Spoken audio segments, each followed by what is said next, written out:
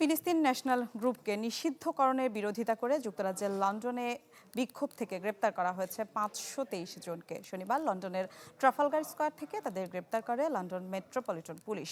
ফিলিস্তিনের পতাকা হাতে বিক্ষোভকারীদের অনেকের পরনে ছিল সাদা কালো রঙের ফিলিস্তিনি স্কার্ফ। যুক্তরাজ্যে নিষিদ্ধ হওয়া ফিলিস্তিন অ্যাকশন গ্রুপের প্রতি সমর্থন জানানোই বিক্ষোভ থেকে কয়েকশো মানুষকে গ্রেপ্তার করা হয়।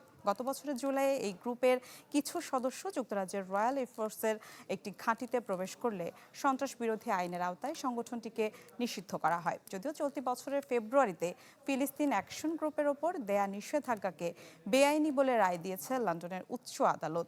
গাজা ইসরায়েলে যুদ্ধাপরাধে সহযোগিতা করে আসছে যুক্তরাজ্য, এমন অভিযোগ করে আসছিল সংগঠনটি।